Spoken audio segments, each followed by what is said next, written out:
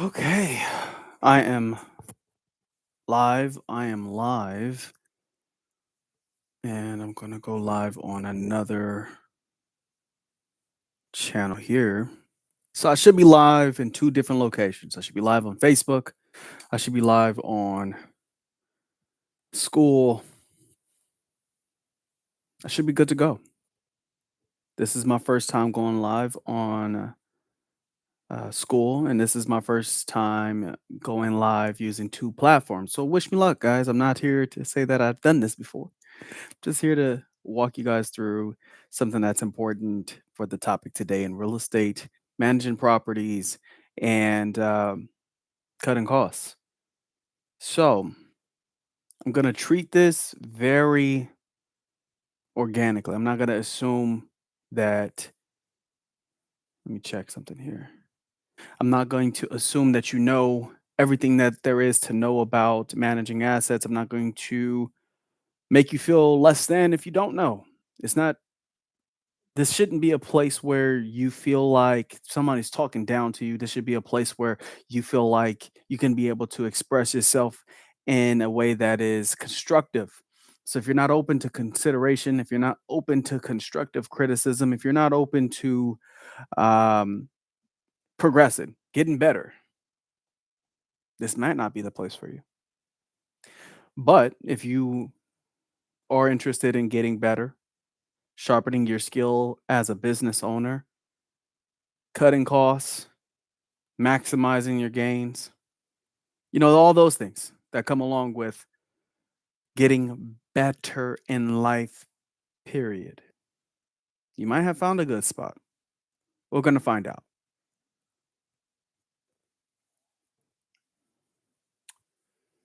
Okay, let's check this out. On Facebook, I talked about how to look at a deal yesterday, how to analyze a deal, and that everybody has their own way of looking at making money in real estate. Some people look solely at what they're going to make on their gross rent multiplier.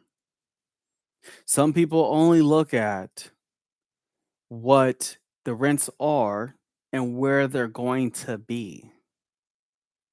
Some people only want to know the debt service coverage ratio.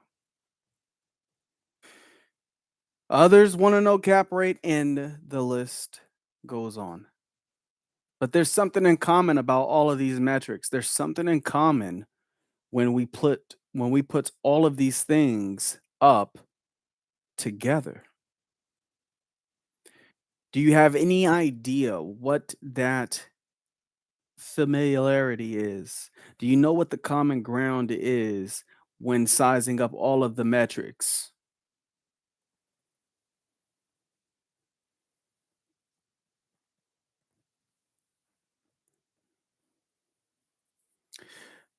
The common ground with all of those metrics are that they all share one piece of the pie that makes for the story of the deal. You can't use one part of a metric, or you can't use one metric as a function of telling you whether or not the deal is a good deal or not. That'd be very lazy. That'd be putting your money at risk. If you bought a property and did not do a proper full underwriting on the deal, you might be costing yourself hundreds of thousands, if not millions of dollars. In today's economy where everything's extremely, what the word is called, hyperinflated, where you might park your funds into a property that is assessed at a very, very high value, 30% over the last 5 years,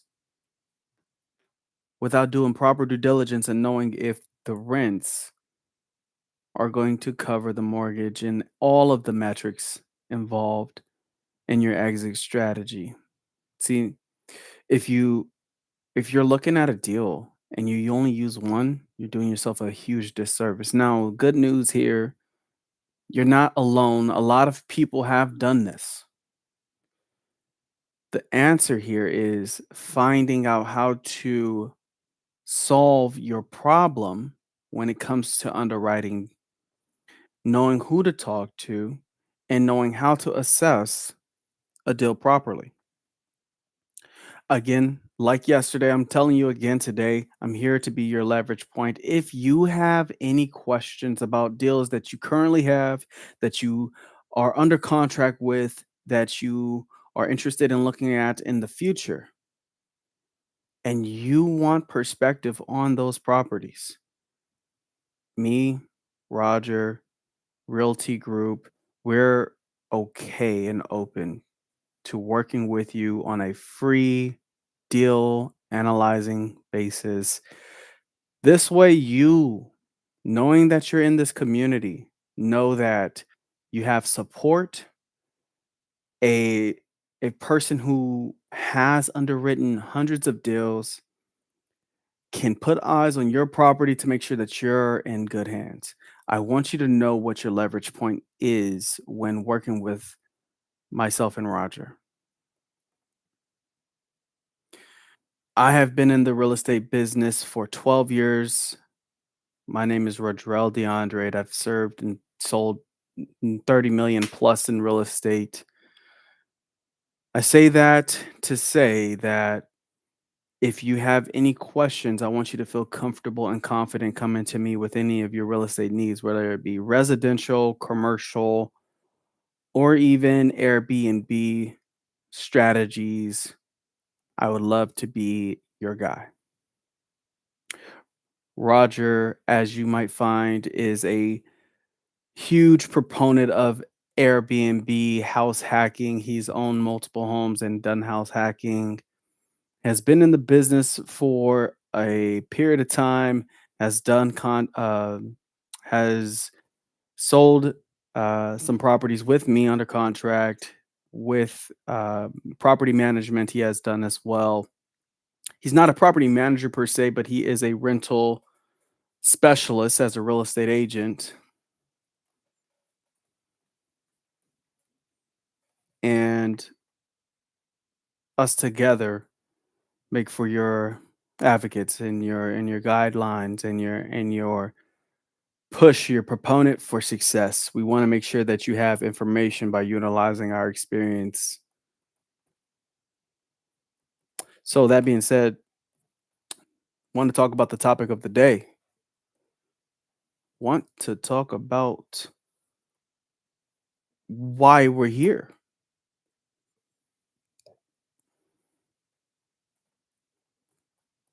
There's a phenomenon that has just came out in the world of real estate. It's called accidental landlords. Are you familiar with the accidental landlord? Some people bought real estate in the last 5 years, decided maybe perhaps I'm going to turn my notifications off. Maybe perhaps they bought ill advised. Maybe perhaps they bought unprepared, or they're looking to size up or just not sell, but to get out of their property, maybe rent. In doing that, they've become accidental landlords. They just didn't plan for how the ins and outs were going to look like, and therefore they're a landlord, but it wasn't their plan. I could totally understand that. I respect people that are looking at being creative about their circumstances because they're not just rolling over and giving up. They're looking to find a solution to their problems. And with all the information that comes out today, all of the tips, the tricks, and exercising ways to maintain a property through a transition period has really helped some of these individuals out extremely. But let's be honest about where we are. Let's be honest about the situation. Okay. You're not really a landlord, you're just managing that liability. See, a landlord is a person who runs a business, and the business is of rental properties. What I hear in this scenario are people that are looking to lease out their residential property without tact, without strategy. They're winging it. I'm all power to them. Wing it. You got to solve whatever that problem is. Wing it. Go for it. But you want to know what you're doing and how you're doing it, why you're doing it. You want to know all of these questions around the strategy.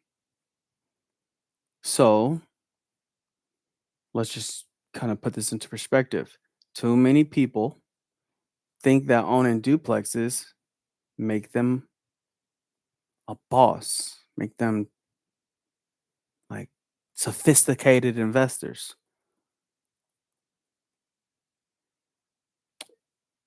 You're not a You own a duplex. You own your quad. You're no different than the next person.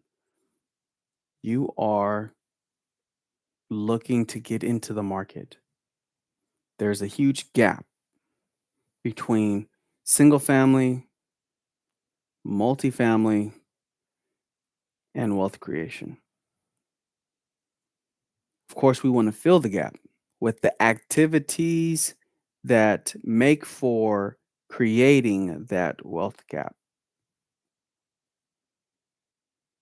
We're we're going to engage in these activities. We're going to spark the mind.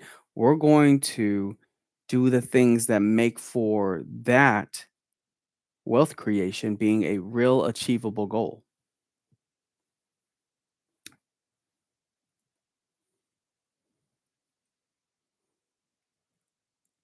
See, when you become an accidental real estate owner, you become a person who's playing defense rather than playing offense. The main focus here is to be strategic about your real estate investing. Know your in, know your out, know your why.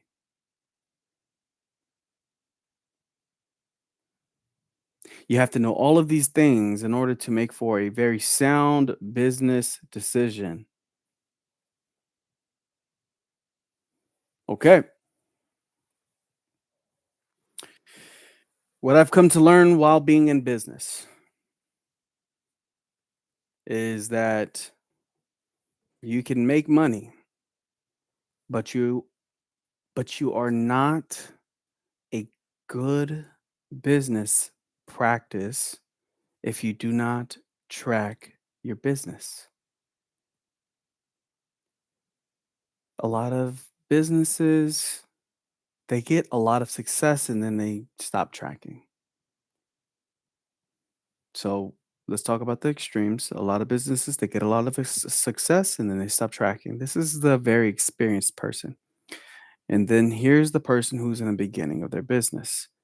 They don't track, they get experience, and they wonder why they're successful.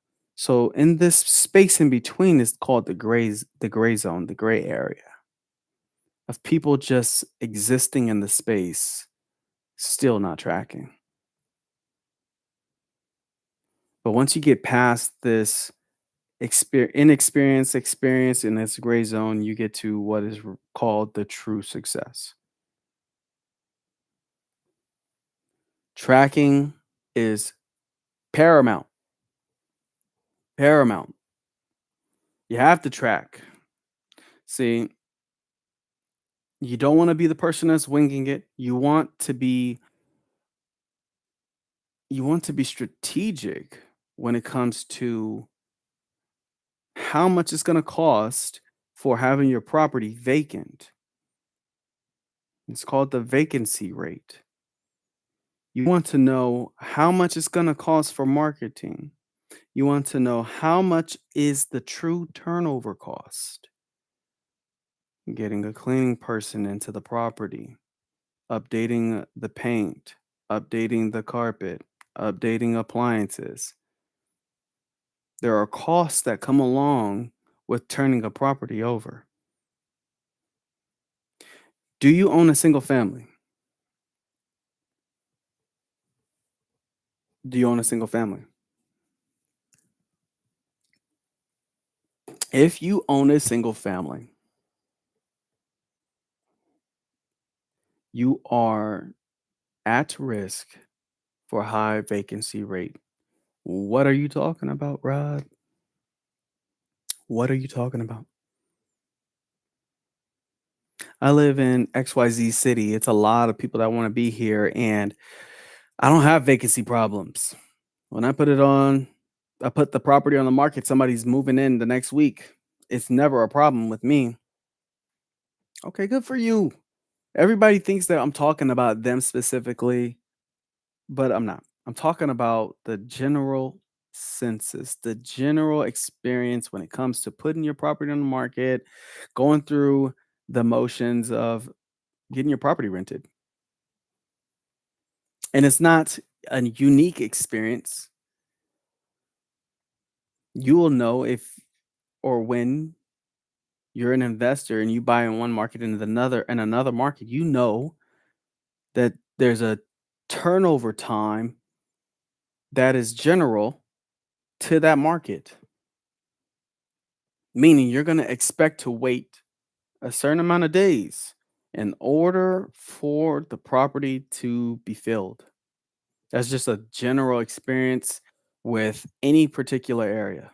There are statistics, I'm sorry, statistics that go with a specific area, and these are the norms. I'll give you an example. I moved from the high desert, Apple Valley, Victorville, Hesperia. When I was closing real estate deals in that area, I was told that the days on market period were typically 30 to 45 days on the market, and you can see homes stay on the market for 60 days. That is normal. Now, this is about 10 years ago, 11 years ago, but it's the high desert. There's a limited demand to move there because who wants to live in the desert, right? Exactly. Who wants to live in a desert? Meaning there's not enough demand, meaning there are more homes than there is demand. And for every one person that's buying, there's probably three homes.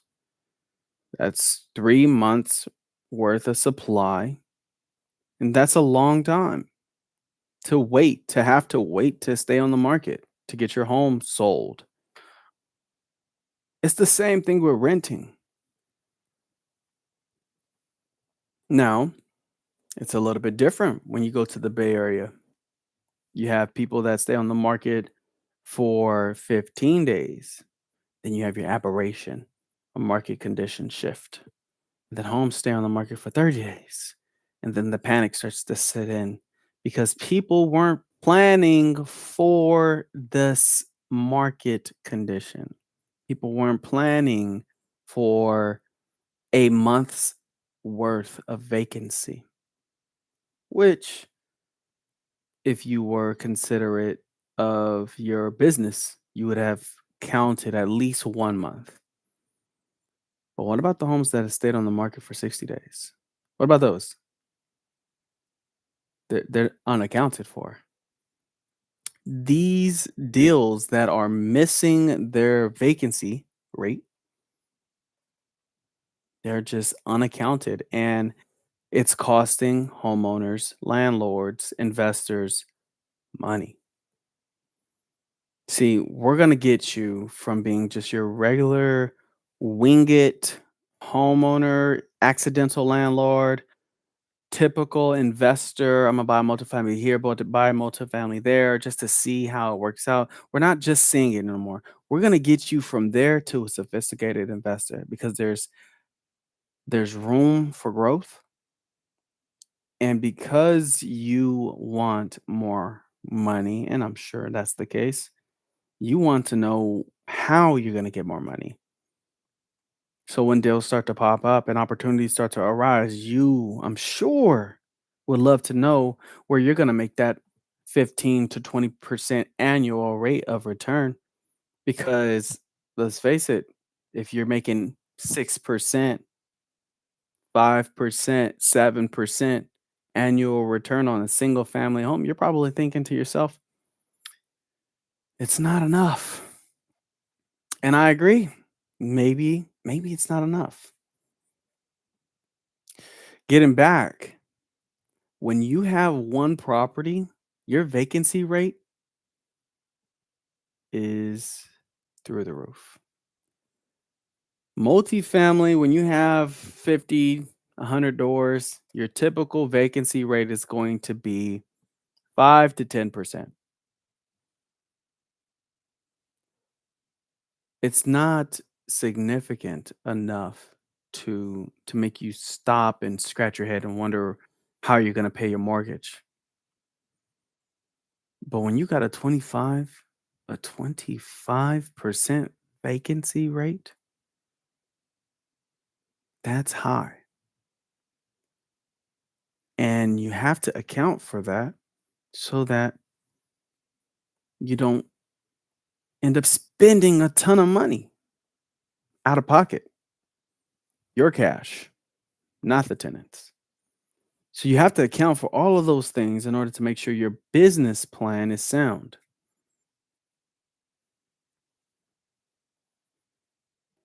We we as a group, we're going to get into vacancy rate. We as a group, we're going to get into the cap rate. I talked about it in one of my videos prior.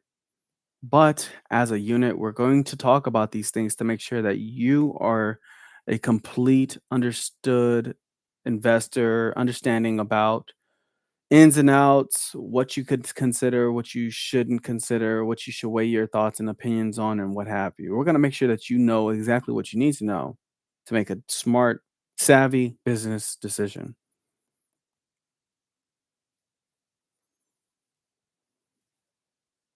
Not now, of course, but we will. Okay.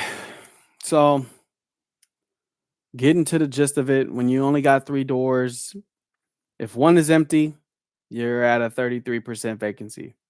That's just the math of that. You could talk about the general wealth, and if you have another tenant that's gonna ghost you for a whole month, that's another problem. That's a problem you don't want, but you got to account for that too, right? So the more problems you have, the more money that you have to put into a property, the more you have to account for turnover costs, vacancy costs, repair cost. All of that starts to become a problem. And we're going to solve these problems by looking at how we can underwrite the deal in such a way that you've outlined the ins and outs and how you're going to approach these things when they come up so that you're not a victim of your business decisions.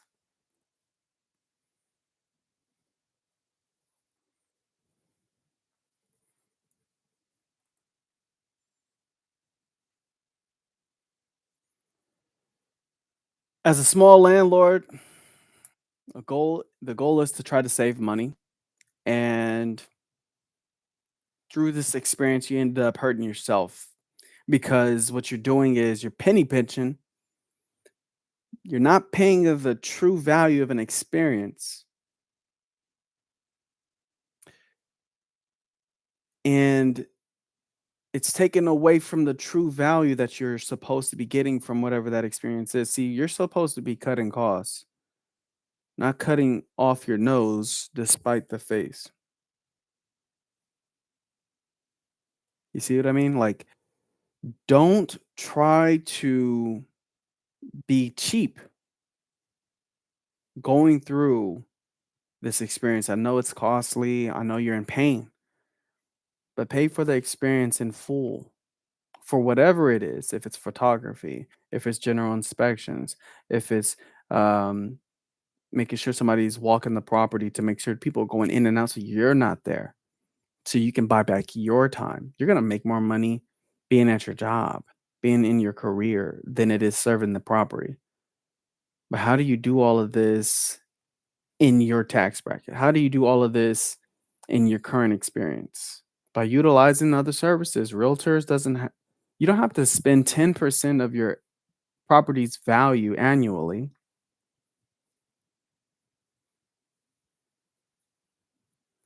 just to have management. There are realtors that are willing to do the job for less than $100. You might even say, "Hey, realtor, can you do this for $100?" If you have a network of agents that are willing to serve you and it doesn't cost them time, if it doesn't cost them energy, they wouldn't mind doing something like putting your property on the market for a very, very small fee because it didn't cost them much any effort. Expectations were set and met. So there's no problems. Put the home on the market, agent. Okay, I don't have nothing to do with this, right? No, I'll take care of the rest. Okay. You have any descriptions? Anything you want me to add on here? Yeah, here, put this in there. You got it. Ta-ta-ta-ta-ta, done. Your property's on the market. No worries.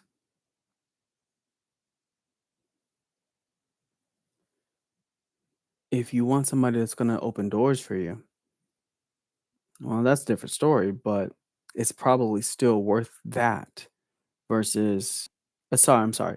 It's probably still less expensive to pay for an agent to do that for you than it is to pay for a property manager at 10% of the net operating income.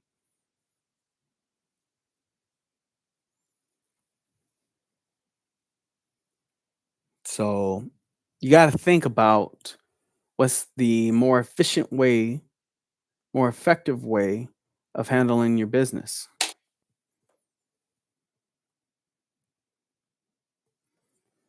Remember earlier I was telling you about the accidental homeowner. I'm sorry, the accidental landlord.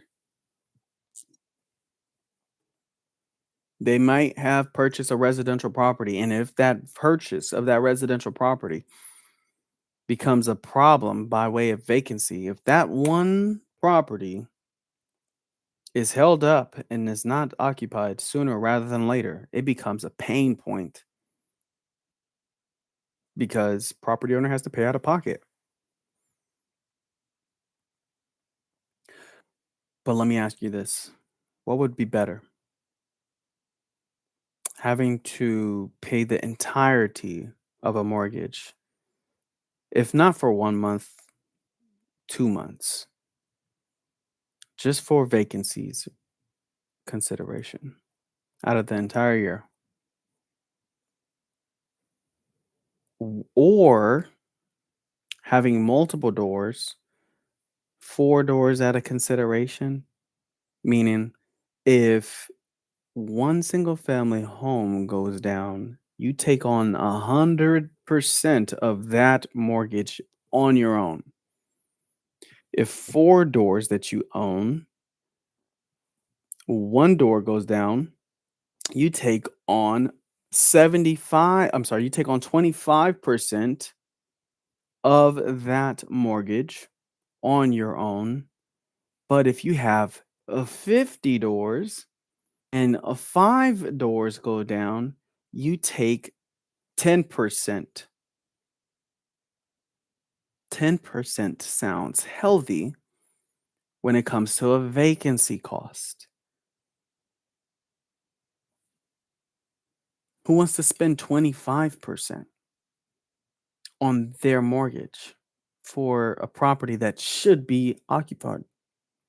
Let's do the math again. 100 doors, 5 doors are vacant. Do you see where I'm going with this? It's the more doors you have, the less pain you will have. So again, 100 doors, 5 door vacancy, 5% vacancy rate.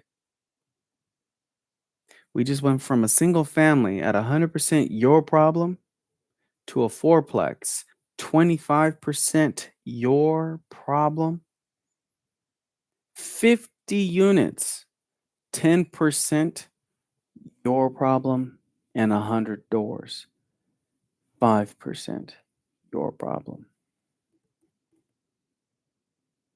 Isn't that amazing? And you're probably asking, Rod, this all sounds nice, sounds very, very interesting. Where do you think the money's coming from for me to buy that property? And I could understand that's a very good point. Very good question. Very good point. Would you like to solve that problem?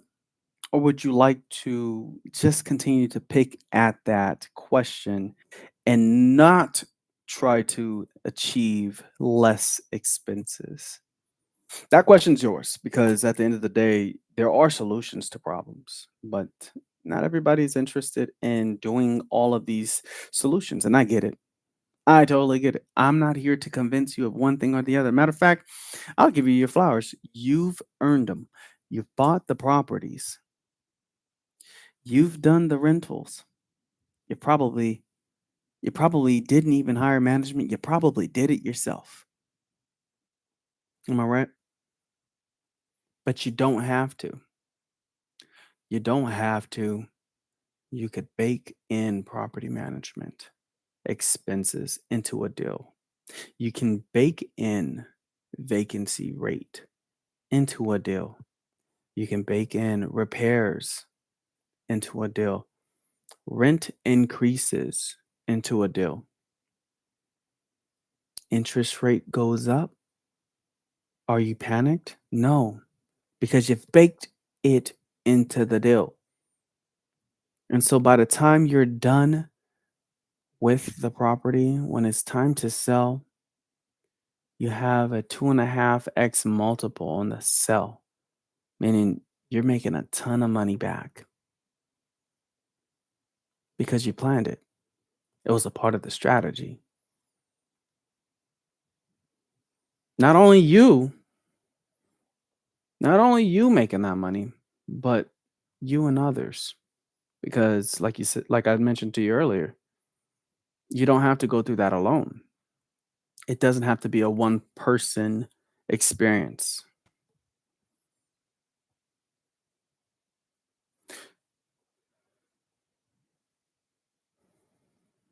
And let's be honest, repairs do come with owning a property.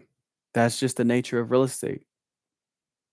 So when you have an HVAC system that needs to be updated, you've accounted for it.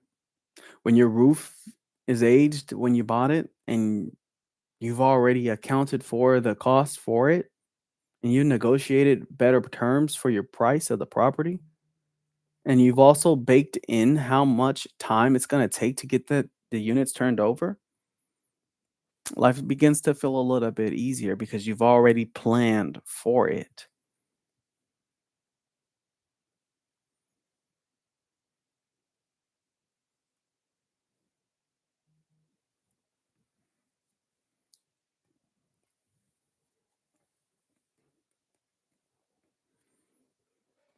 These are some things that you want to consider. Of course, not everyone has all the answers. I'm not saying that I have all the answers. I know you've gone and done your due diligence to look around and see who else has answers for you. But just remember that at the very end of the day, when it comes down to business, you have the keys. You're in the driver's seat. You make the last decision. And so you want to know what's the most effective way to consider a deal. I'm going to invite you again. I'm inviting you again to do a free deal analysis. This won't be free forever, but because it is free, I'm going to show you what your deal could potentially look like. I cannot hand you over the calculator, but what I will do is screenshot the deal for you so you can have it in your pocket. By doing this, you get to stress test your deal with all of these calculations running against each other in a real scenario so that you know whether it's worth entertaining or not entertaining or moving forward. But you get that for free with Rod live one-on-one call. You get that for free. Maybe you get to get that for free, get that experience, and you get to own something that you've vetted very thoroughly. And if it goes well, look, only thing I'd ask is to make sure that if you have any investors, put me on your debt stack, your pitch deck. You know that slideshow that you show investors, like put me on that. Just say, hey, Rod did this for me, and it was appreciated. Of course, that is a small ask, but moving forward, it won't be that. For now, it's that. Not sure how long I will keep it that way, but for now, it's that. Next, if you're ready to stop being just a landlord and start being an operator, taking yourself to the next level, then I've got a tracker that you can find in the link in this description. If you're looking on YouTube, it's in the description box. If you're on live, go to the class, go to the third month, and you will find the deal. You will find the tenant tracker.